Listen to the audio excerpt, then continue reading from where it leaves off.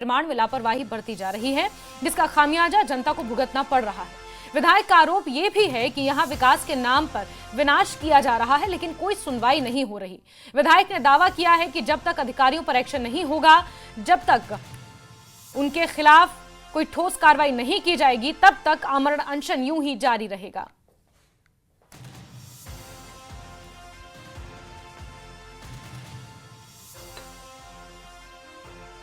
तो कांग्रेस के मंडी संसदीय क्षेत्र से एकमात्र विधायक हैं धर्मपुर विधानसभा क्षेत्र से चंद्रशेखर ठाकुर, और आमरण अनशन पर इसलिए बैठे हैं क्योंकि मौत के खिलाफ इन्होंने मोर्चा खोला है। Ministry of road transport and highways, जिसके ऊपर जिम्मा है इस पूरे रास्ते को बनाने का, इस पूरे हाईवे को बनाने का, जो मंडी जालंधर हाईवे है, और वहां पर जिस तरह से गुणवत्ता को लेकर सवाल खड़े हो रहे हैं, अधिकारियों की मिलीभगत और वहां पर सही तरीके से काम नहीं हुआ है, जिसका खामियाजा सैकड़ों परिवार भुगत रहे हैं, इसको लेकर अब चंद्रशेखर आमरण अनशन पर बैठे हैं।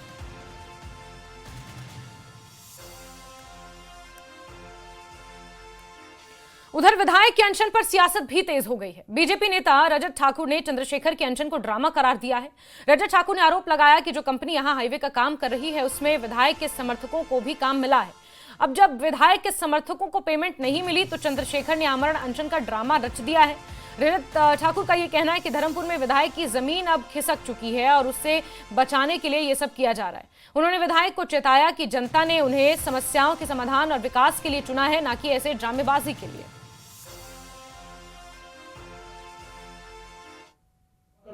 अपने चंद ठेकेदारों के, आप राहुल सकलानी के और उदय सकलानी के, और अपने ठेकेदारों के पैसे दिलाने के लिए जो है वो आज अनशन का ड्रामा रच रहे हैं।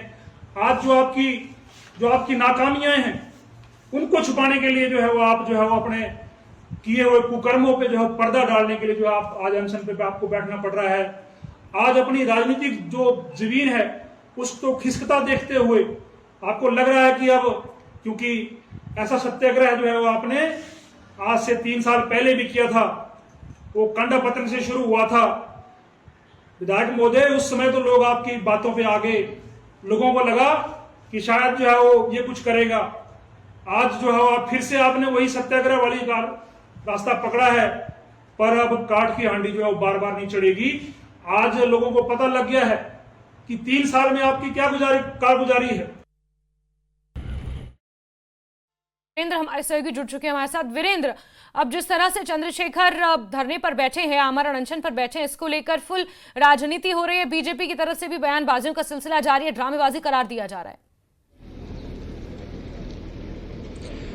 जी बिल्कुल जैस्मिन, इस वक्त मैं मौजूद हूं टिहरा में, उसी क्षेत्र में धर्मपुर विधानसभा के, जहां पर विधायक चंद्रशेखर ठाकुर जो है वो सोमवार रात से यहां पर आमरण अनशन पर जो है वो बैठे हुए हैं। आप इस वक्त जो है वो सीधी तस्वीरें देख सकती हैं कि विधायक चंद्रशेखर ठाकुर अपने जो जितने भी यहां पर पार्टी के लोग हैं या समर्थक हैं, या फिर हम कह सकते हैं कि जो कहीं ना कहीं प्रभावित हैं इस नेशनल हाईवे के निर्माण के कारण, वो लोग जो है वो इस वक्त यहां पर मौजूद हैं। हम सीधे विधायक जी का ही रुख करेंगे और उनसे जो है वो बातचीत करना चाहेंगे।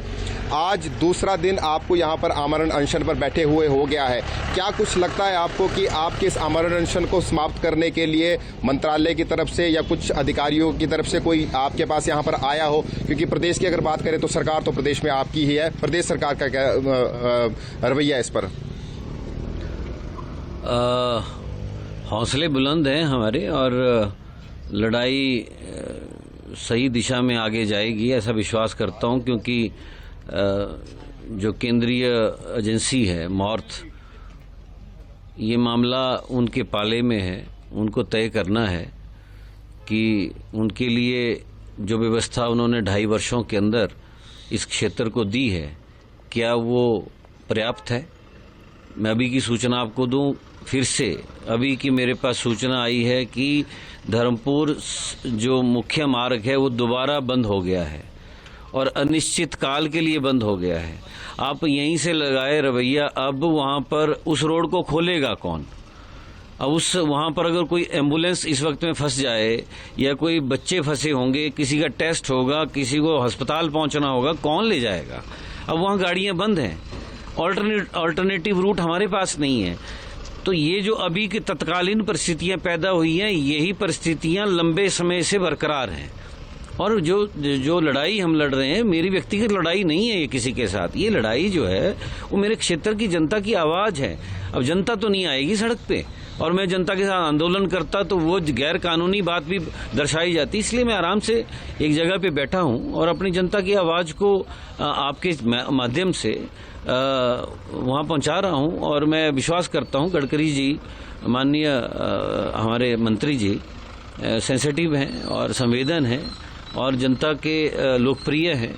तो जनता की लोकप्रियता इसीलिए क्योंकि उन्होंने बातों को सुलझाया भी है, और ये बहुत बड़ा मसला नहीं है उनके लिए, ये छोटा सा मसला है, लेकिन लंबा समय बीत गया इसलिए ये बड़ा हो चुका है। और इन 2.5 वर्षों के अंदर जिस रिजल्ट को हम उम्मीद करते थे, जो 400-450 लोग प्रभावित हैं, जिनको ना मुआवजा सही मिला और मुआवजा ना मिलने के बाद उनके घर लटक गए हैं इस आपदा में, तो ये दोनों बातें हैं। तीसरा, जो हमारे अपने क्षेत्र का, यहाँ पे मैं आपको रोकना चाहूंगा, प्रदेश सरकार की तरफ से क्या कुछ हस्तक्षेप इस पूरे मामले पर किया जा रहा है? क्योंकि प्रदेश में आपकी सरकार है, मंडी जिला के इकलौते कांग्रेस पार्टी के विधायक आप हैं।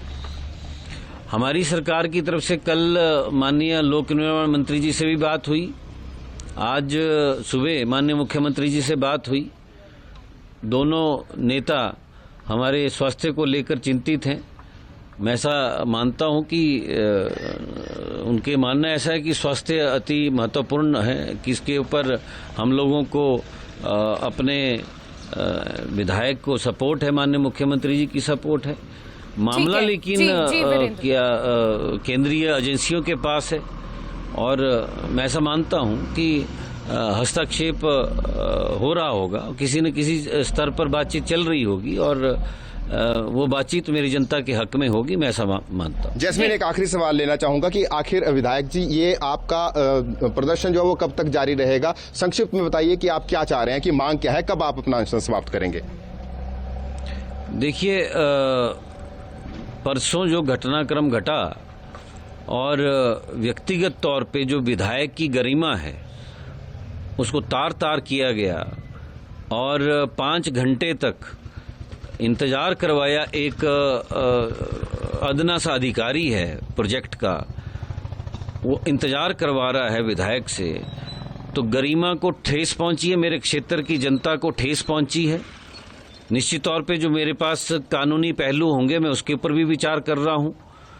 एक बात, दूसरी बात, जो असंवेदन लोग हैं, जो गंभीर नहीं है अपने काम को लेकर, और जो संवैधानिक जिम्मेवारियों का निर्वाह करने के लिए नियुक्त किए गए हैं, जब वो गैर जिम्मेवार हो जाएं तो उनके साथ काम करने का कोई प्रश्न ही पैदा नहीं होता है, तो उनको हटाया जाना चाहिए।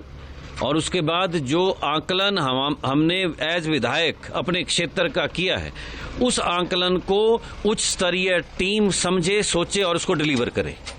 तो जैस्मिन, मांग ये है कि जो ministry of road transport and highway के अधिकारी है उनको हटाया जाए, और जो नुकसान यहाँ पर हुआ उसका आकलन करके मुआवजा भी दिया जाए, और इस रोड की कंडीशन को भी जो है वो जल्द से जल्द सुधारा जाए। नहीं तो तब तक ये आमरण अनशन इसी तरह से जारी रहेगा। जी जैस्मिन। ठीक है वीरेंद्र, और आप नजर बना के रखें। बहुत शुक्रिया।